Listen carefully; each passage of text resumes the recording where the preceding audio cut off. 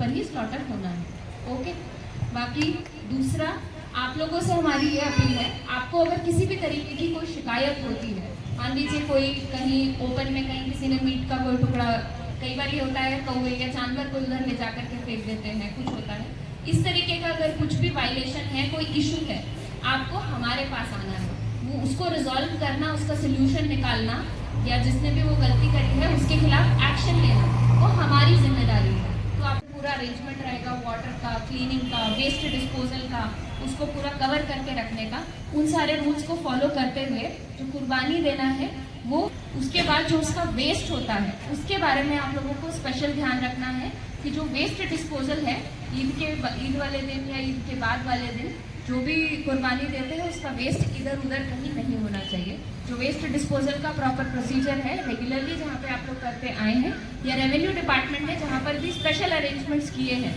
उधर ही waste disposal होना है। ओके, तीसरी बात है काव और काफ। कोई भी गाय के बच्चे रहते हैं, किसी भी जानवर के बच्चे हैं या काव है, उसका स्ट्रिक्टली प्रोहिबिटेड है।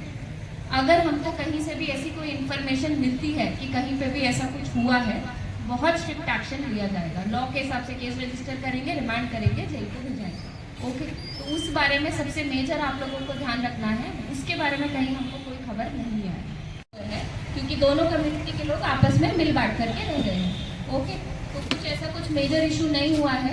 तो ये वाली मीटिंग का हमारा उद्देश्य, सबको हिंदी समझ आ रही है, तो ये वाली मीटिंग का हमारा मेन उद्देश्य ही आज यही है कि आगे भी ऐसा कुछ अभी इशू नहीं होना है, स्पेशली जब फेस्टिवल आ रहा है उसके आसपास उससे रिलेटेड कोई इशू हमको नहीं चाहिए। ओके, तो उस चीज़ के बारे में कुछ चीज़ों का ध्यान रखना है।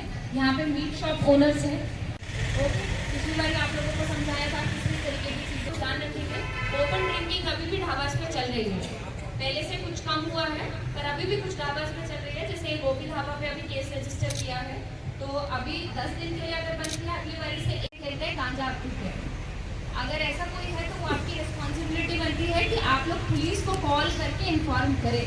अभी तक आप लोगों की तरफ से हमें कभी इन्फॉर्मेशन नहीं मिली है, जबकि हमारे पास बाकी सोर्सेज से इन्फॉर्मेशन आती है कि आपके ढाबा के आसपास लोग बैठ करके गांजा पी रहे हैं।